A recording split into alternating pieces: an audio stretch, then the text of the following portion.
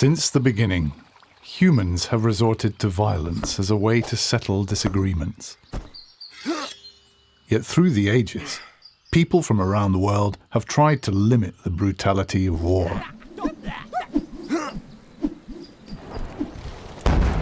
It was this humanitarian spirit that led to the first Geneva Convention of 1864 and to the birth of modern international humanitarian law. Setting the basic limits on how wars can be fought, these universal laws of war protect those not fighting, as well as those no longer able to. To do this, a distinction must always be made between who or what may be attacked and who or what must be spared and protected. Most importantly, civilians can never be targeted. To do so is a war crime.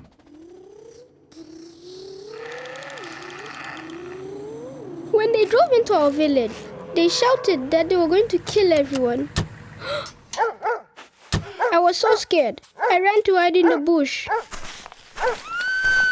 I heard my mother screaming. I thought I would never see her again. Every possible care must be taken to avoid harming civilians or destroying things essential for their survival. They have a right to receive the help they need.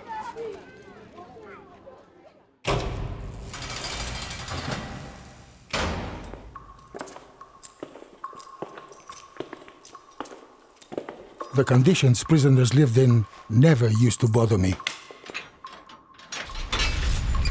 People like him were the reason my brother was dead. He was the enemy and was nothing to me.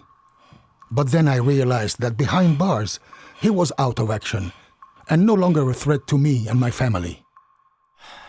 The laws of war prohibit torture and other ill treatment of detainees, whatever their past.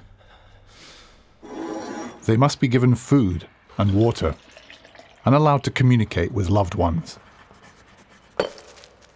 This preserves their dignity and keeps them alive.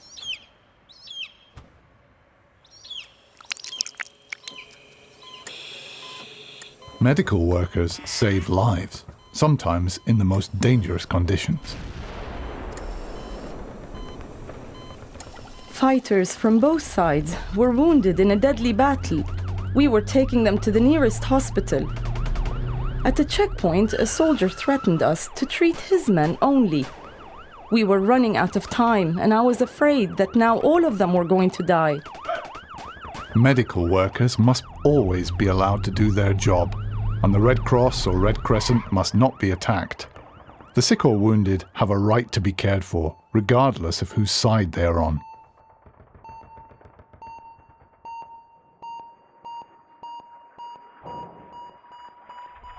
Advances in weapons technology have meant that the rules of war have also had to adapt.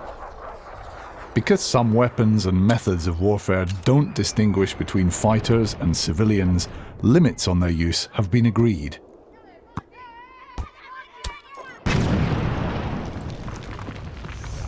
In the future, wars may be fought with fully autonomous robots. But will such robots ever have the ability to distinguish between a military target and someone who must never be attacked?